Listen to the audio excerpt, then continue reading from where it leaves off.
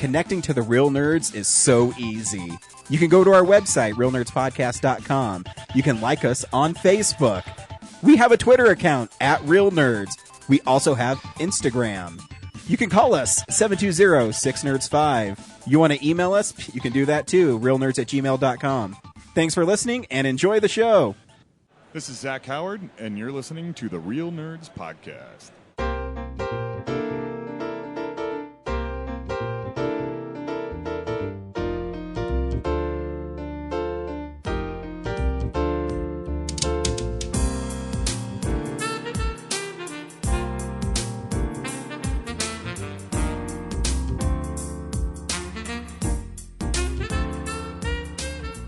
Welcome to Real Nerds Podcast, unofficially the official podcast of Denver Comic Con 2017.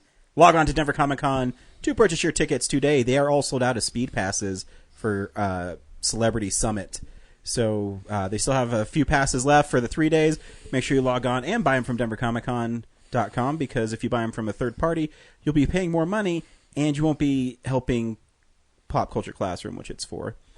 So make sure you do that. They just announced they have a Doctor Who panel coming up with, I forget the lady's name. She's like from the 5th season. She's cute. That's all I remember from her. Do you remember her name? Is it Billie Piper? There you go. Okay, yeah. Yeah, so you can do that. Hopefully they'll start announcing artists really soon. And I got to think of a villain to continue my Spider-Man wall. Or maybe I should get Spider-Man. I don't have a Spider-Man. Maybe I'll have George's draw me Spider-Man this year. He's just going to be like, why do you keep coming back to me? No, he's a really sweet man. He told me that I honor him because I frame him and I put him up because I really love his art. And he likes drawing Spider-Man stuff because he doesn't draw Spider-Man. Like right now, he just finished a second series of Serenity, and he's going to be filling in on a couple issues of the new Buffy series. So he got a start in Bishop in like X-Men comics. And he doesn't do superheroes too often. He did Batman for a little bit last year, too. So he likes doing that stuff. And he's a nice man. So if he's in town, make sure you see him. I think if it's $5 for a sketchbook for his, and he'll draw any Buffy character on the sketchbook for you, included in the price. Nice. And, yeah, it's nice. It's nice. I'm Ryan. In front of me is Brad. And Zach. Have we ever done it with just the three of us and not James? We have to have. Yeah, we have. I don't remember. Yeah. And I didn't listen to last week's episode because I wasn't on it, so I knew it was shit. Yeah, that's why we felt okay to say whatever we wanted. So good. There's some pretty inflammatory things that you'll never hear. Good. Yeah. A lot of wild accusations based in fact, but yeah, you'll never know. Yeah, that's fine. No, my fucking phone is so stupid. So does anyone else have AT&T? Yeah, No. me. Yeah, so they limit how many gigs you can use on fast downloads, like 4G network. The only phone company that still does it. And so I have, like, me and my wife split 6 gigs, and for some reason for the last 3 months I keep on running out of gigs, so it takes forever for podcasts to load. And so I haven't had a chance to listen to it. That's really the only reason, because it pisses me off. Well, now that I've got a better router at home, when I'm at home, just a lot of my time is on Wi-Fi, and it doesn't account I for put it on Wi-Fi, but I think too because I work in Idaho Springs, so it takes more data for it to get up there. Sure. And it's stupid. AT&T is the only cell phone company that still charges you buttloads of money for gig limits, and they say, "Oh, there's no limits." But have you tried to use a 2G on your 4G phone? It sucks. I want instant gratification. I want the pornography of my cell phone. I don't want any of this teasing bullshit like this PG-13 and you see side boob. I want the full frontal nipple And space. Bush. And, No bush. no Bush. You're not a 70s man? But anyways, we go see a new movie, and every week we podcast our experience of the world. This week we saw Fist Fight. Fight. First One dead haunts the school! Yeah, I love Charlie Day. So stay tuned to we'll review the movie. Hard review comedies and talk about them, but hey, that's what we do. We also talk about movies we've been watching, movie news, and stuff that's coming out on Blu-ray. We like movies. I can't believe that you have that great controversy book. Yeah, they put that into my mailbox, and if I found out who they are, I'm like, you just committed a federal offense. Well, my mailman friend said that they're being paid to directly carry 40-pound boxes of these and putting them in. So someone, so the mail people are actually putting them in. yeah, Oh, so then it's not. someone within the government at a certain level has paid the post office to deliver these books for people. They're say like they're- $11 books. Yeah. Have you read it? Nope. I was going to burn it. When I went to my post office, though, there's like a stack of them over in like the service area, just like strewn about. Either someone just left them or people found them in their mailboxes and then just like, screw this, threw it on the wall. What in the world is it? It's like a Protestant. It's like a propaganda thing. Yeah. I don't even know. I looked at it. I was like, what the heck? I thought my wife got it because my wife reads weird books sometimes. But when I started reading the back, I'm like, oh, my wife wouldn't get this book. Yeah, more shit about the end of the world. Yeah. Ah, okay. Be afraid. So Be instead very of afraid. billboards, it's books this time. Yes. Oh, hey. Hey. Cool thing. The drive-in has been listening to our podcast, Oh, cool. and they appreciate all the shout-outs that we gave them last year, so they're going to partner with us on promotion and stuff. Well, I don't know if I want to do that. That's awesome. I So- love drive-ins. Yeah. For now, it's just a logo exchange, but hopefully Hey. we'll do some maybe we'll get to show the Real Nerds Pod Show trailer on their big screen. Hey, I'm down. Yeah. I love teaming up with theaters because they're fun. And we go see movies in theaters. In fact, we see movies in several theaters. But the one we see them the most in is the Alamo Drafthouse. And this is what's playing at the Alamo Drafthouse this week. Hello. Hi, I'm Kevin Smith. Hi, I'm Leonard Maltin. Hi, I'm Mark Hamill. Hi, I'm Elijah Wood. This is Seth Rogen. I'm Christopher Mintz-Plasse. I'm Martin Starr. Welcome to the Alamo Drafthouse. See, that's what you guys missed last week is great Masterful segues. into Yeah. it. I listened to a little bit of it. I'm like, At first, it was because a lot of it was just like, how are you guys doing today? you guys need more personality. Bring it out a little more. Be more engaging. Especially you, Zach. Ooh, You're like the Jerry or Larry of our group, the Jerry or or Larry, Gary. the Carrie. I'm still confused. What is that a reference to? Because I heard that That's on Parks and Rec. no Jerry. I'm Jerry apart. No, Jerry. You're is, Larry. I'm Larry. I've been watching. I've been watching so much of it. I was laughing. There's this one scene where Chris Traeger and Anne are talking, and they ask him for advice, and he starts talking, and then he starts rambling. Doesn't make any sense. I'm like, what are you talking about? I'm sorry, no one lets me talk this long. Yep. At one point, you were the Glenn of this podcast, and I'm like, what the? That was Bree who said that one. Yep. Last week we really got into finding out what each other were doing, really showing interest in what we were all doing. And I know you went to Disneyland, but we really got to get to that Alamo segment. So why don't you? It doesn't matter. Someone hear about my wonderful trip. On Tuesday at 9 p.m., they're showing A Clockwork Orange. My wife loves that movie. It's one of those movies I'm like, meh, Yeah. whatever. I'm not a big Stanley Kubrick fan. I think he shoots films really well. I think he has a really great eye. But other than that, he just makes things to be weird. He gets a lot of mileage out of his cast, though. I think usually people are very good in his films. He gets really good performances. Disney's Newsies, the Broadway musical, will be there at 7 p.m. on Wednesday. Mm-hmm. The Graveyard Shift presents Peeping Tom. Ooh, that's a good one. You ever seen it? I have not. It's the British Psycho. Isn't Alfred Hitchcock British? I know that's the weird thing, but it's a good film. I hate to poke holes in your theory there. No, it's Dun, dun, dun, dun, dun, dun, dun.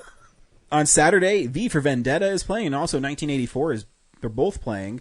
So I guess Alamo's scared of President Trump like everybody else. Mm-hmm. Or they're just celebrating John Hurt's death. Well, Or- mourning it. Celebrating it. Woohoo! He's Oh, dead. man. You know what? Sunday, I'm going to have to go to the Alamo at 2 p.m. They're showing The Young Victoria, which is Emily Blunt's movie. And for those of you who are listening and don't follow us on Twitter, I'm doing an Emily Blunt-a-thon. And so that's one I haven't seen. There you go. I mean, how much are tickets, though? Because I can get the Blu-ray for $7. Probably about the same price. Yeah, but then I can see it in a movie theater. Are you smoking through those blunts pretty quick? Oh, yeah. And I'm getting high on her beauty. That's That's what's playing at the Alamo Draft House. Brad? What's happening around town with Brad? Brad's driving his car around town. Looking for places to go around town. Brad's driving around town. So on Wednesday, there's another EFP Talks. Nice. 7 p.m. Bug Theater, $10. Learn about SAG-AFTRA and being an actor, how that works. And then the midnight, the Esquire is The Room. Wow, $10, dude. Have me doing EFP Talks. I can teach people how to be an actor, read lines, and say them. Get money. First you read the lines. You know what? Email Mike. Let him know you're interested. He's looking for... But that's already a lie because Brad writes lines and I never do what he asks me to read. Yeah, I know. Well, that's not true. Sometimes I stick pretty close. You're up on stage, like, you hold up the script, like, you see this thing? Throw it in the trash. Burn it. Are you an actor or are you a follower? It's more dramatic if he just takes a lighter and sets it on fire. Don't let this imprison you. Make your own choices. And you know, the director, don't take direction. You know how else was the director? let me Hitler. Direct yourself. Let me tell you a story about one of my first shorts I ever shot called Invasion of the Twilights, where the director told me that my line was stupid and he ended up using it on the poster. I'm just saying, go with your instincts. I'm going to let Mike know. We should do this. Are you free in May? I could be. If it's a Tuesday night. And, you know, May might work because I think I'm switching shifts, so I won't be overnights anymore. Well, it'll be a Wednesday night, but yeah. No, it's fine. Yeah, that's what's going on around town. Zach, what's going on in your world? No one cares. Aren't you going on out to a podcast or something? I'm going to be on the Movies Made Me podcast next week. Fucking traitor. I know. I'm a dirty Benedict Arnold. Actually, I thought of you when I was at the John Wayne Airport. There is a artist who had Because he was gay? yeah, there's this art of two dudes fucking, and I was like, that kind of looks like Zach. You know, the artist's name was Twombly. I'm like, oh, I should have taken a picture and sent it to you, but I don't care that much. Like, all right, I got to get back to taking It's care of kind my of kid. weird how that name has popped up since that I know. movie came Like, out. I would never even think about it, but I mean, I really would have taken a picture, but I had like my wife's bag, our suitcases, our fucking car seat, and my wife's like, oh, I'll take care of Kellen. I'm like, do you need me to carry anything else? My mom made me carry her bag. Yeah, no, it's that. Believe me, taking a picture of a name is not important. But just know that I thought of you oh, thank you. and your pretentious movie. You sent me a link on Facebook for something like Jack Benny related. And I was like, is this a weird like Twilight Zone episode? No, where it was Brian- Jack Benny and Harry Truman. Yeah. Oh, yeah. They were actually very good friends. Were they? There was a story of his daughter was in the hospital with having a child, and Jack came in and said, "I'm sorry, I was with Harry." Harry who? Oh, Harry Truman. Anyway, how's the baby doing? Like, you were with Harry Truman and you didn't bring him in to see me? Nice. Yeah, no. I'm not so self-absorbed. I think of other people. I know. That reminds me, I sent you a picture of Spider-Man getting cursed out by J. Jonah I did. Jameson, I liked it. drawn as Whiplash. You didn't say anything. That also reminds me. We were in the. Is that how we gauge friendships? If I say something to you on Facebook, I like the fucking picture. Okay, I like the description of the picture. It was funny. we were in that comic book store today. So is this an actual issue of Spider-Man where Spider-Man's too fat to save Aunt May? I don't think so. He's standing on like a rooftop and he's got like a huge beer belly and he's like looking down all sad like, I'm too fat to save her. I don't know. I've never seen it. I should look at the number. Try and find it. It might be a variant cover or something. I know there's a Superman. Andrew has it in his shop. It's Superman. He's fat and he can barely lift up this fat lady in a phone booth. It's really funny. I love those like DC mid-'60s comic covers because they're funny and stupid. They're campy. Stupid. Somewhere in the middle? Stupid. Okay, fine. Stupid. I think it took him to get to the 80s before DC was cool again. I think in the 70s, like, Batman had like this occult horror run. Mm-hmm. So I think that after the wild 60s, they kind of, that's when he got into his dark period. Yeah, and he hasn't gotten out of it yet. Lighten up, Batman. Speaking of Batman, this is real news. It's real news. Guess Matt Reeves doesn't want to direct Batman. He doesn't want to do it? No. Oh, I thought they hired him. No, he exited. He's like, you know what? I have more monkey movies to make, so fuck you. They're apes.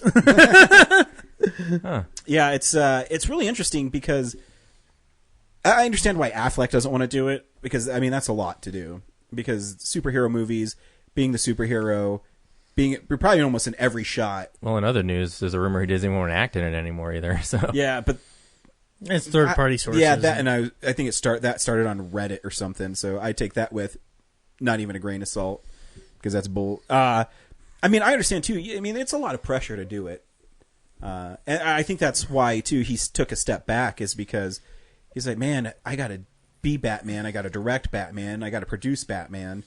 I think write it. and he already wrote it, so I think if you take a step back, I got to cater Batman. I Yeah, got right? art direct Batman. I got a grip and PA Batman. and got too, a gaff I Batman. think the negative press can get to you too. Yeah. Where it's like, Batman, Superman sucks, Suicide Squad sucks. Well, Justice League better not suck. I spent like 10 years climbing out of movie jail. Yeah, and he worked so hard from Argo, Gone Baby Gone, to where he is now, and then Live by Night tanked, something that he's super passionate about, and people are like, that movie sucks. Tell us more about Batman. Yeah, and it's hard, but I think he'll be all right. Until it comes out of Affleck's mouth, I think he's fine. Well, how many movies did he sign on for? I think 3. I think I think he's done after Justice League, so he has to write a new contract after that. wasn't part of the contract though. He was the Batman. Like I thought it was Batman, Superman, the cameo, to Justice League, and Batman. Like 4 movies. I don't know. The thing I read about him dropping out said like he's contracted through Justice League. He's contracted. So maybe he like if he was directing the Batman, it would have started like a new contract. But I think I'm sure they'll keep I him, don't because I mean I haven't found anybody who watches Batman, Superman, and Affleck sucks as Batman. In fact, I think everybody thinks the opposite, that he's probably the best part of it. He's just caught up in a whirlwind of shit. Again, it's their movies right now are a product of too much meddling. Mm-hmm. They should really let the directors do what they want to do. Because even though Marvel has a very set way they make the films, each of their films let their directors do what they want to do. I mean, I was just watching Guardians. I mean, that's a James Gunn movie. Scott Derrickson is definitely Doctor Strange. Yeah. You got to let them just do what they want to do. Because if you don't, too much tinkering just messes with it. Yep. And two, I think I don't mind.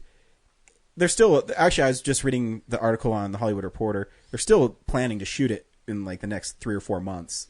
So the director's going to come on, and it's basically going to be like a Marvel. We're like, hey, we have this. The storyboards are done. This is the story. We need you to come in and do a vision for it. And if Matt Reeves looked at it and he's like, yeah, I'll do it. Then he decided he didn't want to do it. Then I don't want him to direct the movie. I want somebody who's passionate about it. exactly. And there's got to be somebody out there who's passionate about Batman. You know what would be interesting is like no one has done that for Batman movie. Like Tim Burton wasn't a Batman fan until he got signed on and read The Killing Joke. Mm-hmm. Like that's his experience with Batman in the show. Schumacher was a fan of the show. Nolan, he wasn't in that world before that. Like, Yeah, he's into making like brainy stuff. Yeah, so. but what Nolan brings to it is, a super classy director. But he's not like Raimi, where he didn't like grow up with it and exactly. loving it, and I that's what agree. Batman hasn't had yet.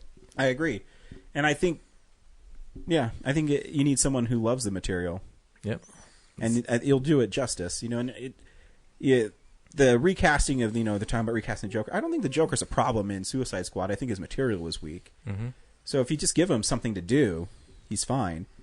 And they're it just blows my mind that they're fast tracking Gotham City Sirens, which I want to see it because I want to see Batgirl and I want to see Poison Ivy, but they can't get Batman right. Someone out there has to be able to get Batman right. It's been done before, so it's interesting. Speaking of, what's this shit about Mel Gibson possibly directing Suicide Squad 2? I'm down. Really? I'm down. Yeah, I think he makes gritty movies. He'd probably make it a lot more grittier than David Ayer's Suicide Squad. And I mean, unless there's gonna be like exploding bodies in it or something. I'm down. I think the PG-13 rating kind of hurt Suicide Squad, and I think they need to make bad guys bad guys.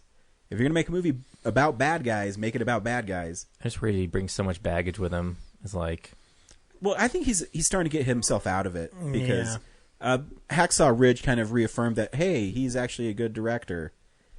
And honestly, they still give movies to fucking Roman Polanski, and he had sex with a 13-year-old girl. So Mel Gibson just said some disparaging remarks when he was drunk. I'd rather go with the drunk who said disparaging remarks than some dude had sex with a 13-year-old girl. Yep. Which is weird considering, Any day. like, you know, given the state of the DC universe, like, they don't want to do anything that will hurt Oh the yeah, box I mean, I office. get that point of it, but You know, like, Polanski's not pulling $100 million movies, but he's not. But he still wins Academy Awards. It's bullshit. That motherfucker should be in jail. He should be. He pled guilty to it, then he got on a plane and goes to a country that won't extradite him. He's a fucking pussy. And now he's trying to get back into the U.S. Oh, I hope he does, because then he'll get arrested. Guess what? I refuse to watch any of his fucking movies. Did you read that article, though, on Yahoo News? No. He's trying to, like, have some kind of, like, arrangement made. When I'm I like, when what I the see Roman fuck? Polanski in news, I vomit and I say fuck that guy. It might have been worth reading the headline before you vomit, but... No, fuck that guy. Yeah. I don't think he has anything worth saying. I'm sorry. No. I agree with you. I mean, I just found it interesting that he's trying to find temporary Yeah. sanction in there, and I'm like, He won't. he's not going to get it. He won't because he's a fucking felon. news next week, Polanski signs on to direct The Batman. I will not see that. That'll be the first Batman movie I will never see. I'll never see that movie. It's just like a slow burn movie. It's filled with nothing but religious allegories. You wouldn't want to watch it even if he wasn't a felon. I'll watch it if he puts himself in Arkham Prison or Blackgate Prison in the He movie. better get ass raped by Killer Croc, and then I'll watch it. Because that's how I feel about him. What's this I hear, Ryan, about there not being another Friday the 13th movie? What the fuck? Oh, you guys didn't talk about it last week? No, we didn't, and I realized we it's- forgot. We saved it for you. Oh, thanks. No, it's typical Paramount bullshit. Because when I don't know if the Friday the 13th history is very unusual. I'll just wax really fast about it. All the Friday the 13th through Paramount were actually independent films that were negative pickups by Paramount, meaning they would shoot the movies. Paramount would say, "Okay, we'll put them out." Every single Friday the 13th, Part 8 was owned by Paramount. When Paramount decided they wanted to get out of the Friday the 13th business, New Line bought them. And New Line made Jason Goes to Hell, Jason X, Freddy vs. Jason, which you can say whatever you want about the quality of those films. At least they were trying to make movies with them. And Paramount is so afraid of Friday the 13th, and I don't know why, because it makes them so much money. The new movie, the one from 2009, cost $20 million, and it made like $49 million its opening weekend. So it already made its budget back. And it ended up making like 65. Yeah, it tanked really hard after that, but so what?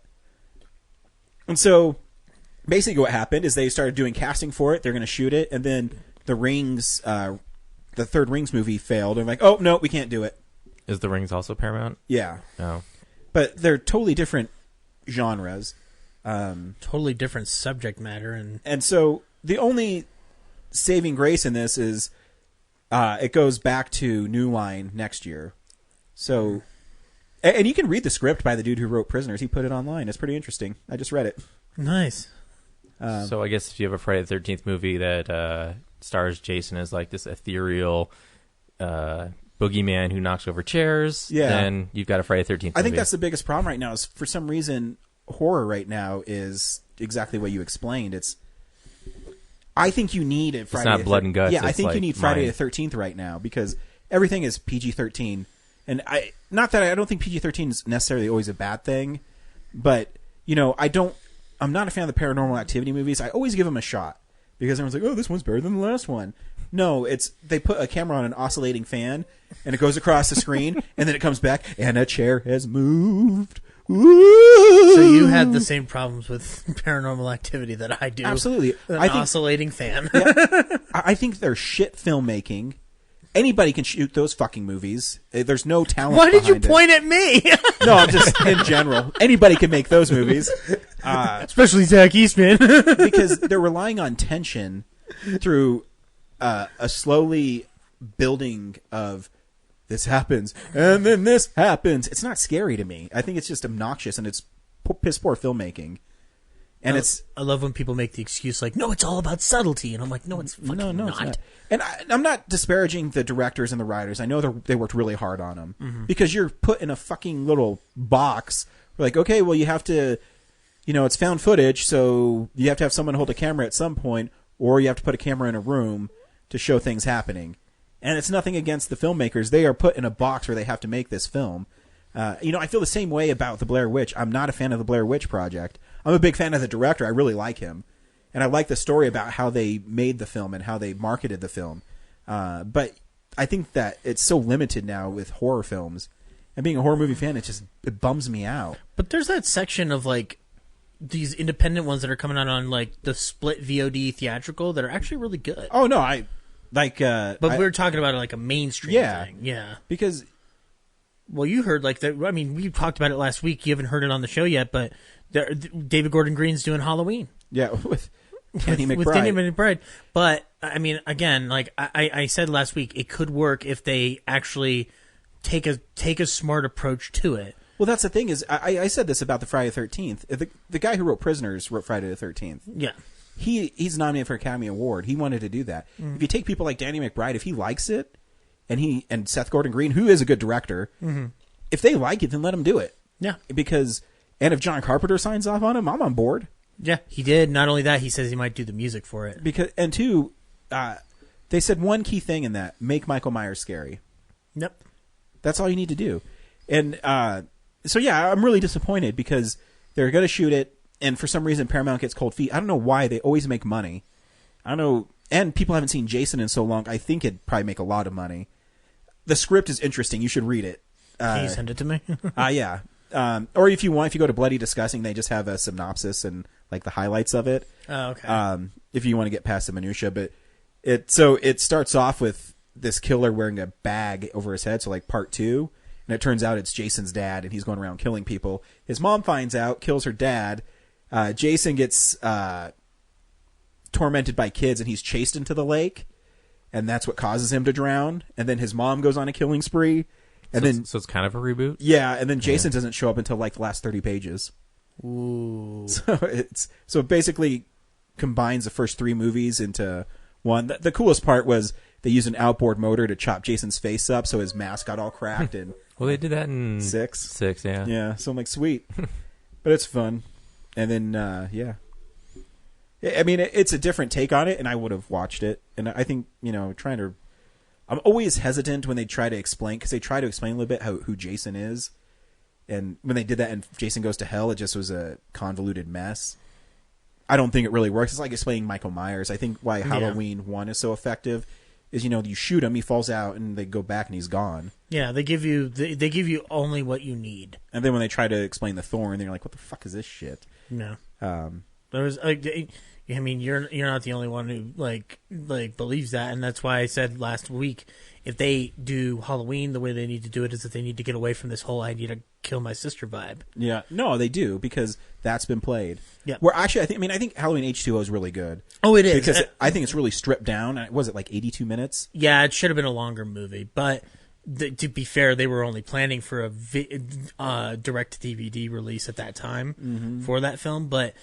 You can make these things scary again, whether it's Freddy, whether it's Jason, Michael, or even Freddy, who's, I mean, I'm kind of surprised that Freddy's not on the table anymore either, but. Yeah, but people are scared because there's a new Leatherface movie that's been done for about a year that's just sitting on the shelf. I mean, the last Texas Chainsaw Massacre didn't put a lot of faith in me, but in the series, but again, it's something about slashers right now people aren't really down with, but. I think it'll come back. I mean, we have a new Saw coming out this year, so I guess that'll be my Friday the 13th movie. Yep. We'll see. What a bunch of assholes. Totally. Speaking of assholes, do you have more news? Sorry. No, that's it. I was trying to segue. Yeah, that's all I really got. Yeah. There's a rumor that Tom Cruise is actually playing Van Helsing in The Mummy, so he's going to be like the connecting factor in all the like Universal monster movies. I'm down. But I thought he was playing you said he was playing like a bad guy in it or something? Yeah, he is. But they haven't really told you who he is. And just going off what Tom Cruise said, that he's like not a good person. Okay.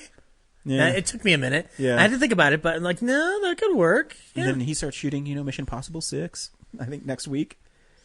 Dude's so busy. Probably ran from set to set. Did you see him running across California at all? I wish. This just to make a movie Hi, about Ryan! him running from set to set. That would be funny. Tom Cruise in Call Time. Remake of The Running Man. Just Tom Cruise. Tom He Cruise has to in Call dodge like Sheet. fake tunnel paintings and That'd be sweet. the Roadrunner. Tom Tom Cruise is the Roadrunner.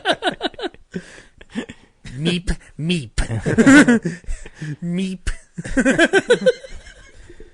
Who's coming with me? So yeah, Yep. That's Now that news. I think of it, we're just gonna keep laughing about it. Yeah. back to assholes, specifically art house assholes. Henry's got another movie. The Salesman. I love art house movies. You can call me Mr. Asshole. What's up, nerds? It's Henry giving you an update on Art House Asshole.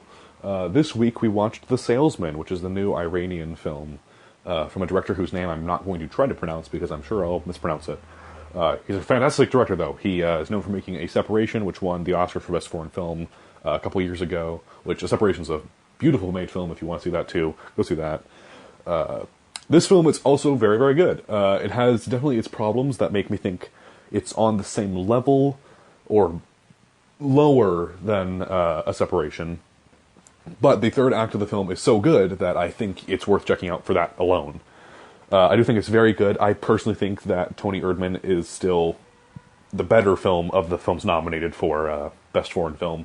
But that's more of a style-based thing, because Tony Erdmann is a more enjoyable and pleasant film to watch. This film can be described as misery porn, I think, to some people. So keep that in mind before you go in. Though it is a fantastically made film, and it's a very powerful film as well. So that's this week on Art House Asshole. I check out my full thoughts on it at realnerdspodcast.com, and I hope you guys like what you're seeing this week. I think it's Fist Fight, so haven't seen it yet, but I hope it's good. Bye. That Henry sees some fucking weird shit. The director of that movie got barred from our country, I know. which is a bunch of horse shit. But it's supposed to be an actually very good film, so I might have to check it out. Henry's idea of a good film is subject to debate.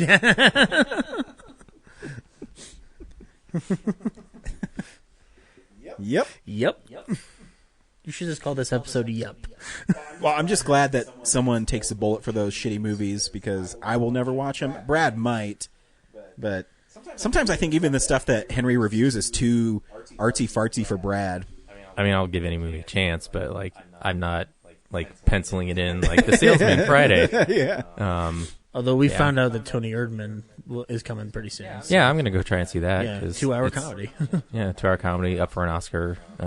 Jack Nicholson's gonna remake it. Yeah, why not? Come out of retirement for it. Fucking Germans. Or is it Russian? It's German. It's German. It's German, right? Yeah. Hey, we watch movies throughout the week. This is a segment I like to call What the Fuck We've Been Watching. So, yeah, this is the stuff we've been watching. That's not what it's called. I decided to make it R-rated, restricted, The new R-rated Real Nerds for strong podcast. sexual language. It wasn't R-rated before. No, it's NC-17. We just scaled it down. Yeah, we scaled it down. We only used one F word, Yeah. and we said it in a way that wasn't... Didn't apply the act. It didn't just- apply the act. Yeah. So we can say it one more time then. That's fucking awesome. Yeah. Damn it, I just ran out. We filled our quota. Zach, what'd you watch this week? A couple of things. I went so I don't know what prompted it, but I decided to watch the 30 for 30 event, OJ Made in America. Yeah, we know. And guys, We follow you on Facebook. I think that guy's guilty. Sounds like you're looking for tips. No. Building your alibi. No, it's actually a really good documentary. It starts like so it's interesting. It's broken up into 5 parts. First part deals with OJ's football career and his eventual move into film, and then the second and third and fourth episodes deal with the case, and then the 5th episode is about his like fall from grace, like this huge fall from grace. Yeah, that you're talking about the documentary, right? Yeah, the 30 for 30. That was in contention for Best Picture of the Year. It's not just documentary, but Yeah. I mean overall. Yeah, I know they were trying to push it hard, and I honestly, it's kind of hard because it's not it's not like a 2.5 hour documentary. Yeah, but where also you can- too, the Academy is a bunch of douchebags, and just like they'll never nominate now an animated feature for Best Picture, they'll never do it for a documentary because like, oh, we already have a category for it. Yeah, I know. Bullshit. But regardless of this documentary, it's fucking fascinating. Like some of the stuff that they get into in this doesn't even just have to do with OJ. It has to do with, race relations in America throughout the 90s. It has to do with the city of Los Angeles and its history. It's fucking crazy. So an extension of that was I watched American Crime Story, The People versus OJ Simpson. And I really liked it. I think all the actors do a really good job in it. John Travolta is the only weird one in it because he has a little bit of a stiff upper lip, literal stiff upper lip in the show. Was he born with a stiff upper lip? That's my ACDC right there. I got it. But it's just, but it's like it's so he's playing Robert Shapiro, and Robert Shapiro from archive footage sounds like he's got something stuck up his ass, but Travolta takes it really far. And he's always squinting. He's always got this squinting. And John Travolta, he makes it seem awkward at times, but then you get him in a really awkward situation, and then he starts emoting and expressing, and it actually works. David Schwimmer's great in the show. As I never thought I'd have sympathy for a Kardashian until that show. Yeah, when you found out who he's married to and how his daughters turned out. Yeah. Oh shoot. So you haven't watched it yet, have you? So there's a scene. It's not a spoiler or anything. Spoiler alert: OJ was found not guilty. No, but in the second episode, OJ's run off with AJ Cowlings in the white Bronco. Yeah. And Shapiro and Kardashian decide to make a statement, and Kardashian decides to read the suicide note that OJ wrote to him. And he's on TV in this press conference, and the Kardashian's kids are watching. They're all in the living room, and they say, like, Daddy's on TV, Daddy's on TV. And then the press starts asking, who are you, sir? Robert Kardashian. Kardashian? And then it cuts to the girl who's playing Kim Kardashian watching the TV spelling out the word Kardashian, and then suddenly all the kids in the room start going, Kardashian, Kardashian, Kardashian. It is like scarier than anything American Horror Story put out in their 5 seasons. So, but it's really good. Sarah Paulson plays the DA in the movie. Marsha Clark, and she was just fucking fantastic. There's a whole episode dedicated to her, and the series was written by Scott Alexander and Larry Karaszewski, the guys who wrote Ed Wood and People vs. Larry Flint. Mm-hmm. So if you're a fan of those guys, you actually might want to check it out. It's not in the same vein as American Horror Story. It's completely different. I also watched a documentary called Video Games the Movie. Because I was curious about the history. I saw that one too, a while ago. Yeah, I was interested in the history of video games for some reason, because I work at a thrift shop where we get a lot of old consoles, but I never play them. So I learned about the history of it. Guys, I didn't realize that they threw a bunch of ET games in the fucking landfill in New Mexico. There's a documentary about it. Really? There is? Yeah, what's it called? I think it's on Amazon Prime. Look it up. I'll have to look it up. That sounds amazing. It's even by a really good director too. Huh. It's like it's a search for looking for the landfill. The landfill. It's pretty interesting. Huh. That's so weird. But you learn about more of the history of these video games, like how 8-bit turned into 16-bit and how 16-bit turned into 32-bit and all the bits, etc. I remember I was there. It was. And when PlayStation 2 came out, I was like, is this going to be 128 bits? Now it's like irrelevant now. Yeah, now it's well, I guess everything's still kind of 64-bit. Yeah. But it was fascinating. It makes me want to play some video games now, like especially some PlayStation 2 games. I miss my PlayStation 2. Yeah, it's fun. I miss Tony Hawk's Underground. I've been playing Resident Evil 7. It's pretty good. Ooh, I want to play some more horror games. This game actually creeped me out. I usually don't get creeped out too much in games. And I'm a big Resident Evil fan, and they've always been third-person shooters, kind of, puzzle games. I mean, they've evolved. And this one was first-person. I'm like, I really don't like first-person games. But I gave it a try. I'm like, oh, it's pretty good, and it's actually scary. Like, there's this part, it's not spoilers, because it's like at the beginning, but you go to this mansion, and you're looking for your girlfriend, and you find her, and the graphics are amazing, and she's like, you gotta get out of here, So she leads you upstairs in this mansion, and you get to this hallway, and the door shuts behind you while she's down there. You're like, what the fuck? and then you open the door and you hear like the scratching going on, and I'm like, oh fuck. The thing I do know about Resident Evils is when you go into a room and you hear scratching, you're fucked. And then your girlfriend is like crawling, like her head twisting around, and you have to like stab her and shoot her, and she's like possessed by something. You fight her off, and you you run down the stairs, and then she pops out of this bathroom, and she takes a nail and hammers your hand into the wall, and then she cuts your hand off with a fucking chainsaw, and it's fucking crazy. And then you think you kill her, and then she keeps on popping up. Oh, God. Like creepy things, like you'll be walking through the mansion, and you'll go like around the corner, and you see her like walk by. I'm like, oh fuck, I gotta fight this bitch again. And then sometimes you run into her, she says, Ethan, I'm so sorry, something's wrong with me. And you're like, oh my god, fucking die. It's pretty fun. It's kind of like a Chainsaw Massacre movie. The last thing that I watched was Underworld. Which one? The first one. The first one. I borrowed the collection from you, and I'm making my way through them.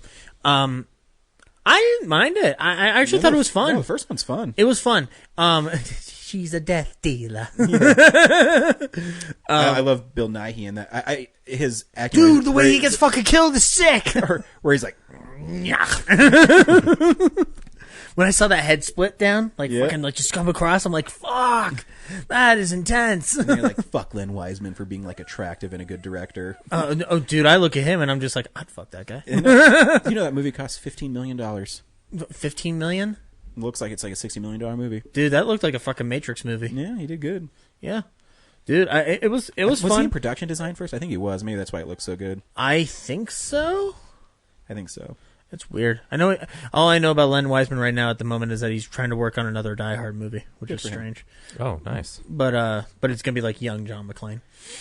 Anyway, but the one thing I will say about Underworld, like, so I guess I shouldn't have watched Underworld 5 before watching this first one. Well, that's right. You went Underworld 5 cold. I took the wrong route, and now that I realize that, I need to maybe see that one again at some point, but maybe. Like I watched them all. I mean, I'll get the fifth one because I'll keep my collection complete. Mm-hmm. But the fifth one, there's some cool parts in it. But again, it ends weird. Just like, time to go home. Werewolf sad. I just remember the whole Magnificent Seven debacle. Mm-hmm. I just wanted to redub certain movies with you, but do it like that Time Life. Like, you'll get all the hits, such as Underworld Blood Wars, Werewolf Sad. That was the Ryan. Magnificent Seven. I inserted a clip from the movie just now. Yeah, so you don't know. Casablanca. Oh, Ilsa's got to get on the plane. He's gonna leave her because he's a bad man. I don't know if you can call him a bad man. I don't know, whatever. He's an indifferent hero. Yeah, he is. He's indifferent. He's kind of an anti-hero in Casablanca, isn't he? Yeah, that's pretty much it. That's how I describe it. That's a great movie. I just want to hear Trey Parker dub movies. Yeah. You know, he's weird. He's going to be a voiceover in that Despicable Me 3. Like the Despicable Me 3 movie, I'm like, meh. Like the second one I thought was okay. I mean, I actually think they're cute movies, but then when I watch him like being an 80s like bad guy and he's like, come on, every time he does, I'm like, okay, I'm on board. So yeah, that's all I watched this week. Brad? I did not watch anything this week. Wow, that was fast. Actually, I scored the Deep Space Nine entire series on DVD for like $100. It's down from like 400. So nice. Yeah, that's a score. But it's only that because the new set's coming out.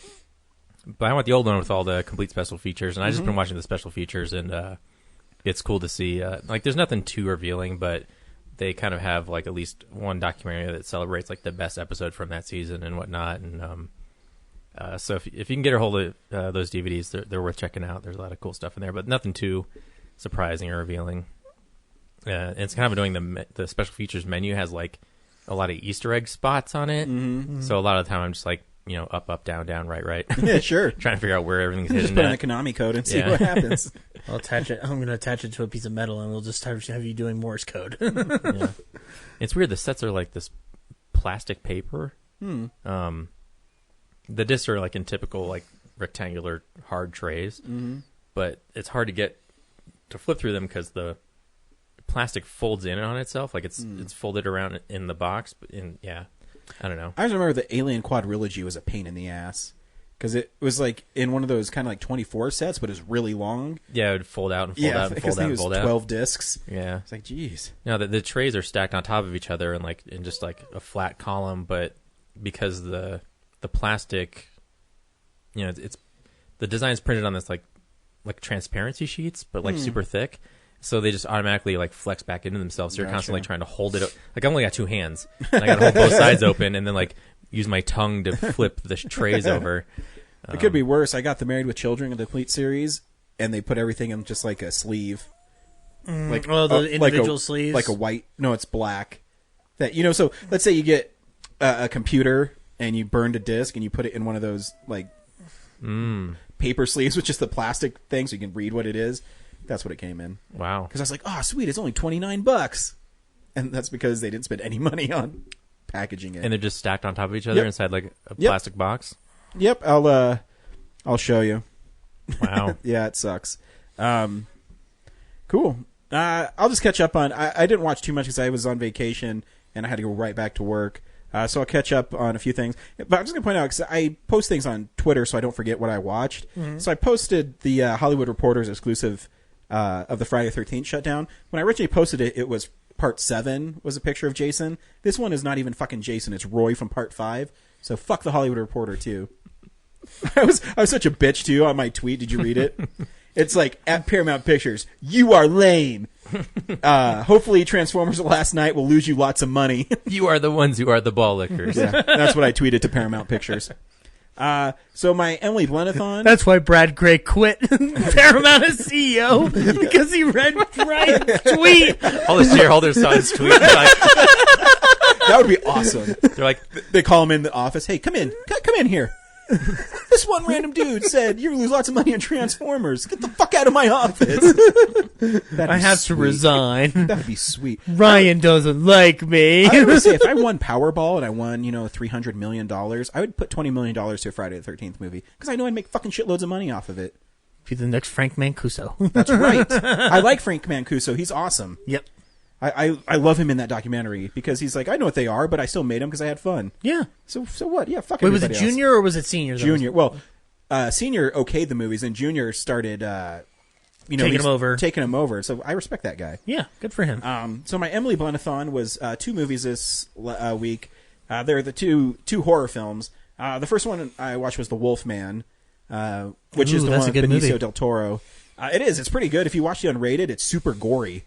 And when I was listening to the commentary on it, did Joe Johnson do the commentary? Yeah, Joe Johnson. He said the reason why they cut the movie down is because Universal didn't like that it took an hour for him to turn into the werewolf.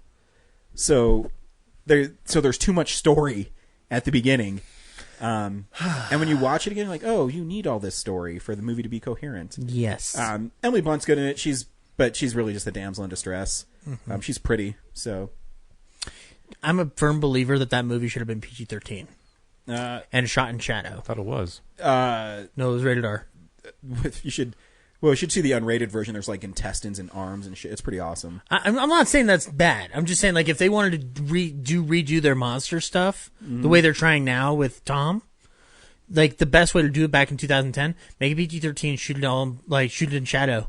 Shoot the transformation in shadow. Really try to make it, like, I guess, experimental. I actually think the movie looks really great, though. I mean, I think it's shot really well. Mm-hmm. And, I mean, it was nominated. Did it win the Academy Award? It won the Academy Award for Best Makeup. Yep.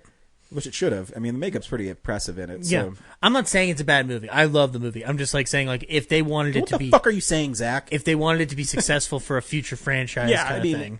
Anytime you make a $150 million horror film, you're going to run into trouble. I mean, you make a Friday the 13th for $20 million, you make all your money back. But what do I know? And the second one is one I haven't seen. It's called Wind Chill, and the DVD has the worst cover art ever. I found it at Second Spin. I didn't think I'd ever find this DVD. I thought I'd have to order it. And in it, she plays a woman who doesn't have a name, and she's in college, and she needs a ride back home to Delaware. And so this dude takes her back, saying that he lives out there too, but he doesn't live out there. He just wants to spend time with her. So it's like this. He's like this creepy guy. And it's an interesting character piece, and then they end up crashing their car on the side of this road, and it's like a ghost story. The ghost story isn't very effective. The actors are really great in it. Besides Emily Blunt, I forget the kid who plays the lead in it. He's really good though. He's in a couple movies. What's it called? The Wind Chill? Wind Chill. You can borrow it if you want. But yeah, it actually has like a 45-minute making of on it, which is weird because I think, and it's produced by Steven Soderbergh and George Clooney. So that already piqued my interest. I'm like, oh, if they're interested in it, it can't be that bad.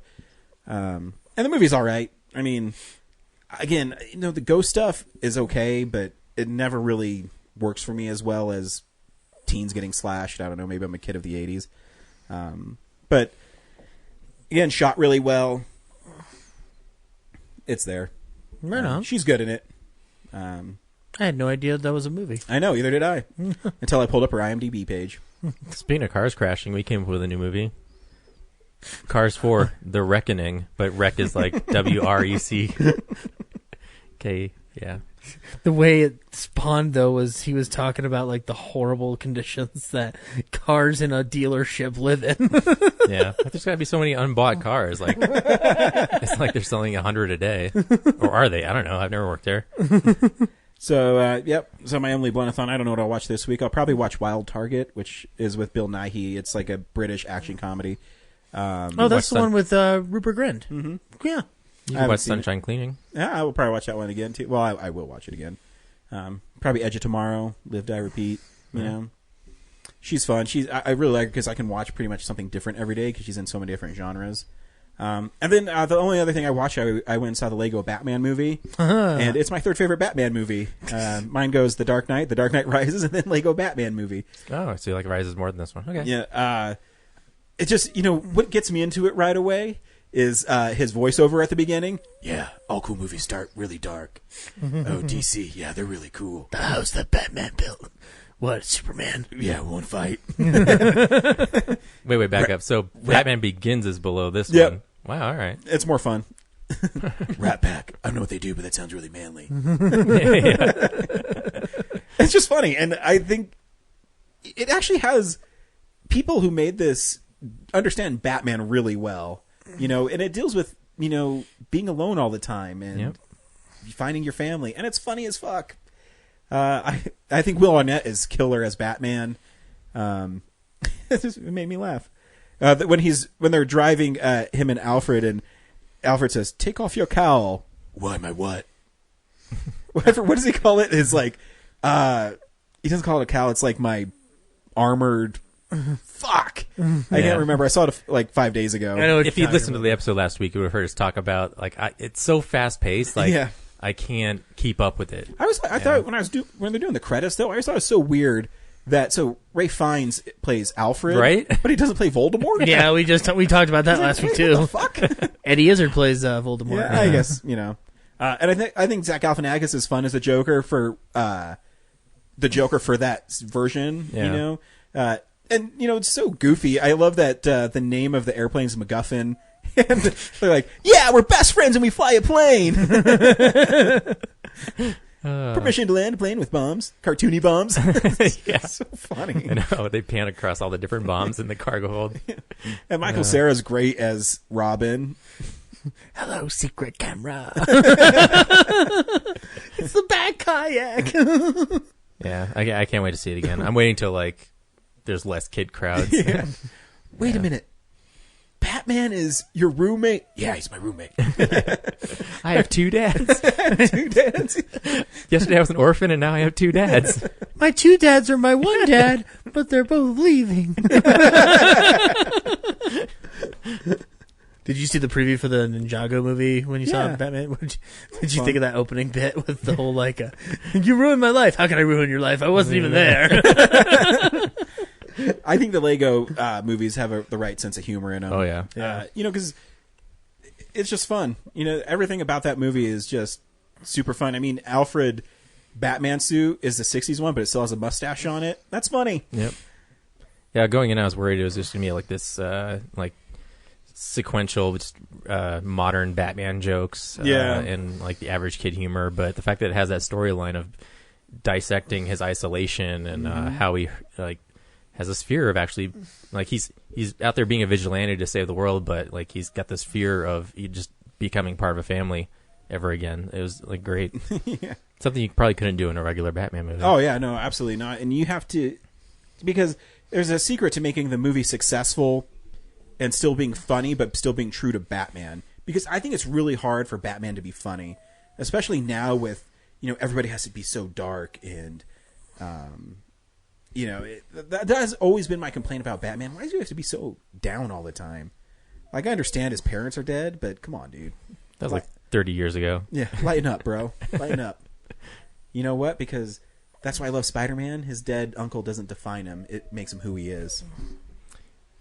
What do you know about raising a surrogate son?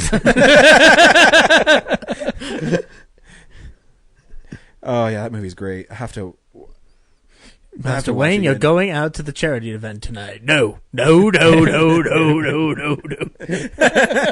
flipping, flopping Well, I love, too, he comes home and he leaves his cowl on and he has his robe and he does everything else. He loves lobster. You have a 20% off coupon for Bed Bath & Beyond. It expires Monday, but I heard they offer it up at later Some dates. stores will still accept it. Some after it stores will still accept it. expires. Yeah. It's great. He's a millionaire, so what does he need a coupon for? It's pretty great. It's even like so stupid. I want you to tell me I'm your greatest villain. No, I don't have a greatest villain. I like to fight around. Some of the voices in there are so great. Yeah, it's fun. Like when they're when he goes to the Justice League's or to the Fortress of Solitude, Yeah. the Justice League's having a party without him. Now do everything you just did, but backwards. Expendable. Oh yeah, It's a good movie. it is. It's fun. Cool. This is what's coming out on Blu-ray. DVD releases and Blu-rays. Oh, it's a big week. Blurry. So if you want to pre-order stuff though from Disney on Amazon, you can't right now because they're having another one of their fights or whatever. I don't know what they fucking fight about. Will Who they? has more Won't they? money? Oh, you can't. So you can't pre-order anything Disney? No, everything's unavailable. Jeez. So if you want to get Doctor Strange, you should get it at Best Buy anyways because it has a sweet steelbook Is that this week or next week? next week. Yeah. This week you got a bunch of 2 steelbooks. Academy Award stuff. Hacksaw Ridge, speaking of Mel Gibson, comes out on Blu-ray and 4K. Manchester by the Sea, which I'll never see because I've been warned that it's shitty. Nocturnal Animals, which James recommends. Bad Santa 2, no one saw. Criterion has Mildred Pierce coming out. Ooh. Arrow has Psychomania. Ooh. And also from Criterion, Women on the Verge of a Nervous Breakdown. I've never heard of that one. Either have I. The cover's cool.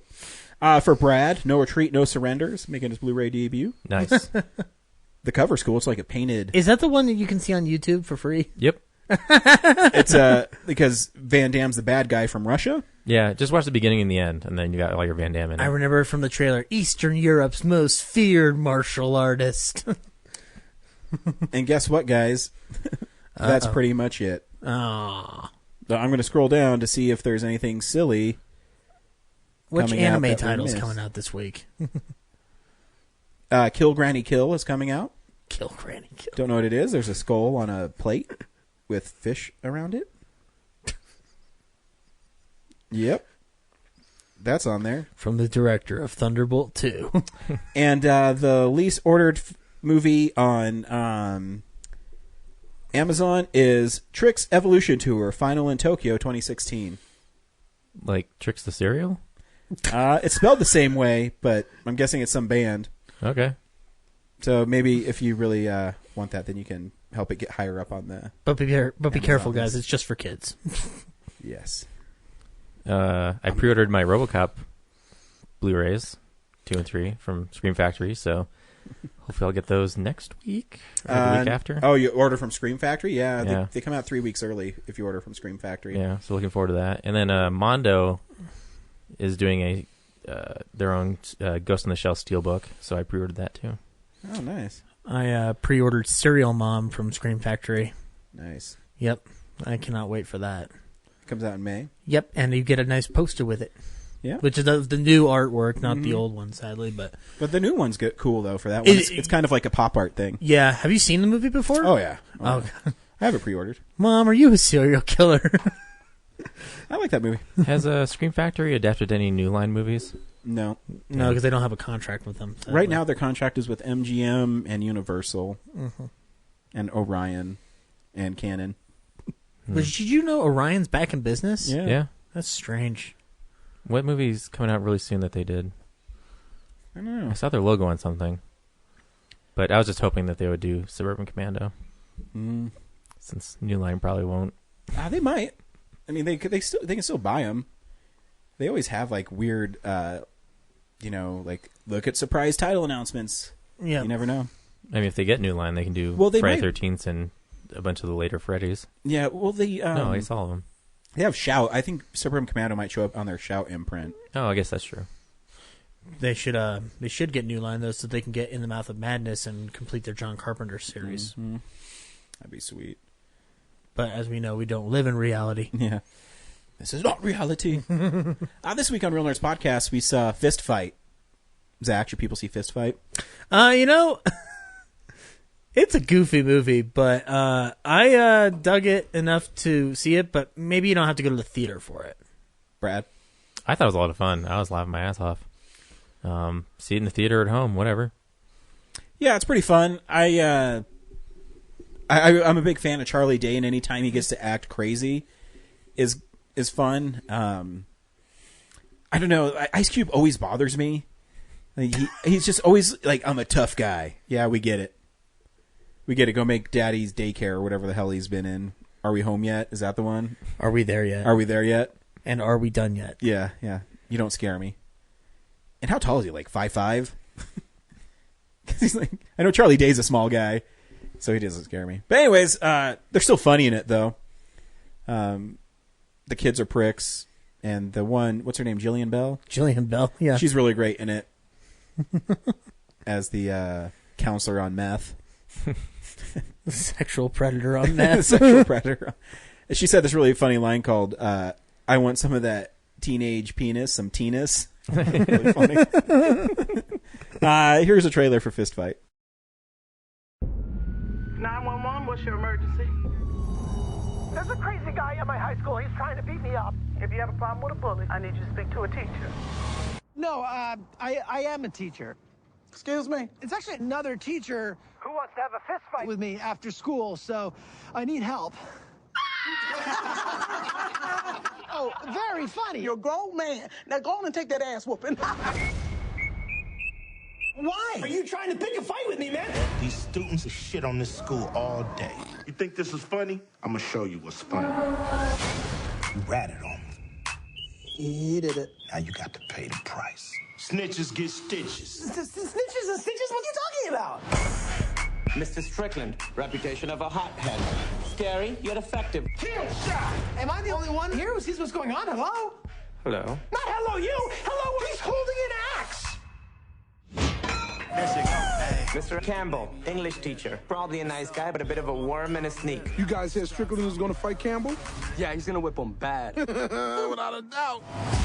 Two teachers are in a school fight to end all school fights. You're about the teacher fight? Hashtag teacher fight. The whole school's into it. We're gonna tailgate. Actions have consequences. This school is crazy.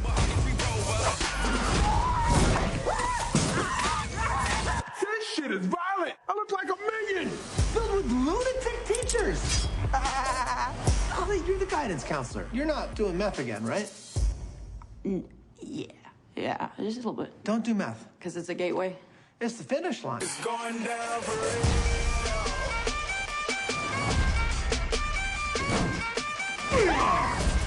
You're the nice guy, and then people are like, hey, I'm gonna stomp on that guy. I'm done with this shit. No more Mr. Nice Guy.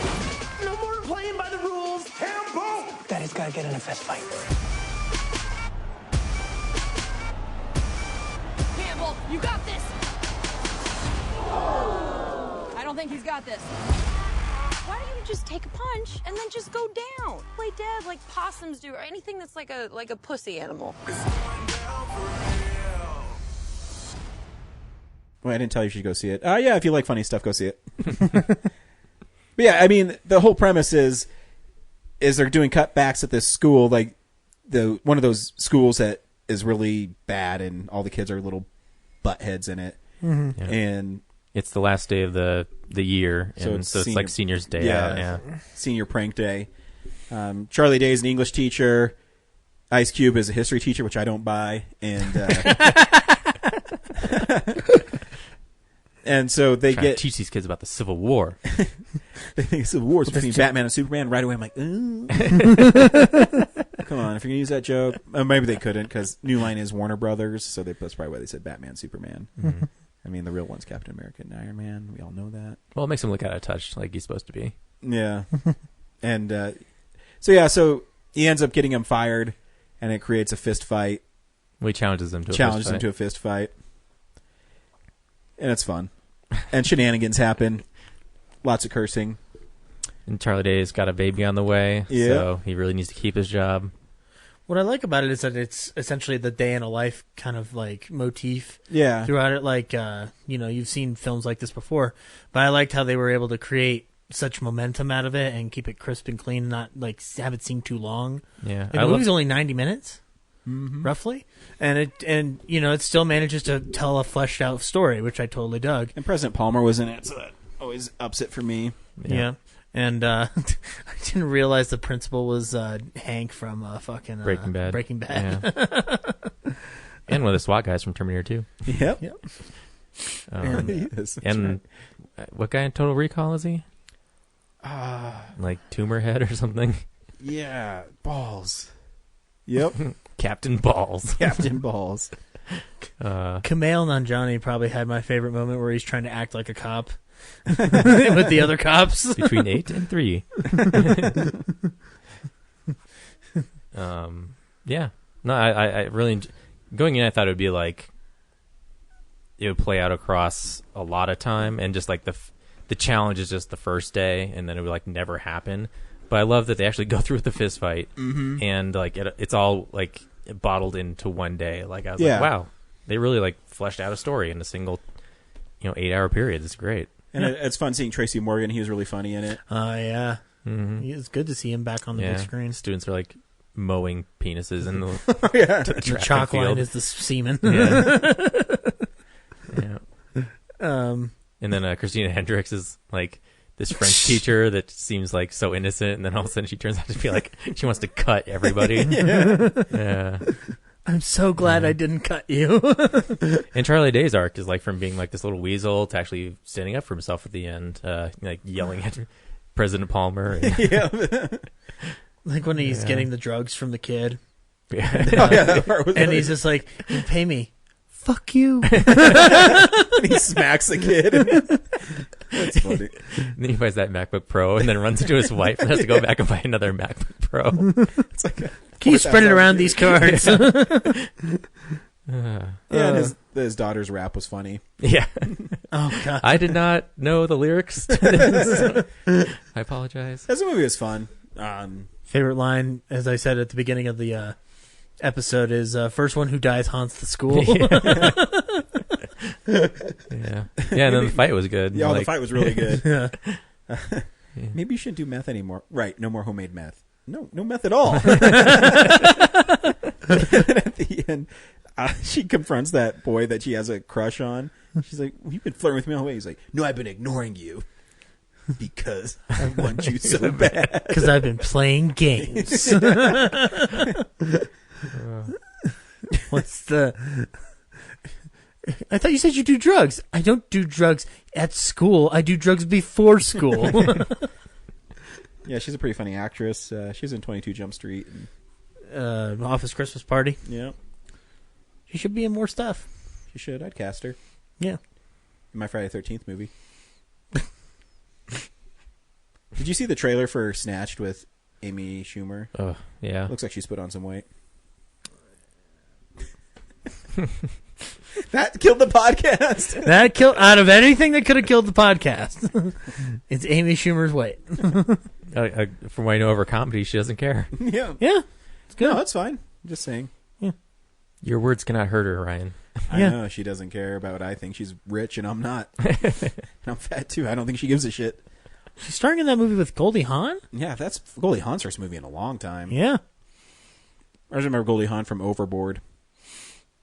Starring Kurt Russell. Mm-hmm. America's Greatest Man. It's going to be Ego the Living Planet soon here. That's right. Yep. I cannot wait. So yeah, I guess that's Fist Fight. Yeah. Yeah, comedies. Yeah. We don't tell the jokes as well as they play in the movie, so if you want to see it and it looks interesting to you, it's worth it. It is hard reviewing comedies on It this is. podcast. Well, yeah. Remember Keanu? I listened to the Keanu episode recently, and I'm like, that's God, we're 'cause not it's a really shitty movie. But we're not really reviewing the movie. We're going Whoa, that really got. I think I told you Twan. I was like, yeah, whatever. But I say something about Keanu. Whoa. Fucker. Look, you could shit on my black and white movie whenever you want. Well, you cross the line when you talk about the Keanu. movie. That cat is fucking adorable. Sure. Anyway. Yeah. Next week we're seeing Get Out. I don't know. Sure. Let's do that one. And true to form, I will be out, so you can tell me to get out. Yeah, get the fuck out. Yeah. It looks interesting. It's getting good reviews. Yeah. Directed by Jordan Peele of Key and Peele. I mean, what's the alternative? Well, Brad, why don't you tell us what this week's episode is brought to you by, and I'll look up real fast. Oh, shit. Is Birdman Barbecue going under? Yeah, not going under. They're just they're not going to do anymore because everybody's getting busy, and so it's just taking too much time. So they are going under. Yeah, but going under sounds like it's a failure. But they're going out on top. Yes. Okay. Yeah, I saw Joe's post and I was like, because I've been listening to all the back episodes and like the old Birdman Barbecue commercials we used to do, and then I saw his Instagram thing. I was like, really? Yeah, it's a bummer. So we can either see Collide, which is been delayed for like 3 years, Get Out, or Rock Dog. I think people want us to see Get Out. Yeah, then fucking Logan. Oh my god. I know, I gotta miss that week. Do you I'll see it in the Seattle, RT rating? I won't be able to talk about it with you guys. Everybody loves it. It's gonna be awesome. I heard it's great. Yeah. Cool. So next week. Oh, so during this week we'll have the nominations for the Nerdies. That's right. And then hopefully we'll be able to announce the winners right after, because the Oscars are next Sunday, right? Yes. So I guess we'll be here talking about Get Out then, and then announcing the winners. Yep. On our own And Oscar special. In true to fashion, I will be one of those douchebags who does not show up for his own award ceremony. That's okay. I'll accept it for you. It's cool, Sean Penn. Yeah. No, Sean Penn doesn't do it. We discussed this. It's Joaquin Phoenix. Oh, that's right. Sean Yeah. Penn is like, oh yeah, you guys don't like me. Yeah, because you're a douchebag. I am Sam. That's Sean Penn again. I know. I was Okay. talking about Sean Penn. Oh, okay. You never go full retard. Worst to Live By Robert Downey Jr. Spoiler alert for I was watching Captain America: Civil War again like 3 weeks ago. Yeah, because it's amazing. Yeah. Well, but Robert Downey Jr. That might be my favorite performance of his in the Marvel universe. I have to say. Yeah. So Son of a bitch killed my mom. Yep. I don't care. He killed my mom. And we're also about 11 to 12 weeks out from episode 300, We so are. I think we're going to do some lead-up stuff for it. So Yeah. watch out for that. Look for the first appearance of Zach Eastman on that one. Of course, is the Incredible Hulk Wonderstone, I believe, was your first appearance. Yes, it was. So that's when this whole thing went down. So I'm going to be listening to that. I'm going to be pulling some nuggets from you and see how pretentious you were back then. compared to now. Compared to now, we're see if I've infected you enough with the shit movies I watch. It's on one screen. It's me going like, yes, I do think I prefer Truffaut, and on the other screen it's like, hot dog. Did you see that new Jason movie? Hey, I already got you watching Underworld. Yeah. Victory. Cool. Bye. Bye. Brad loves Crystal Pepsi.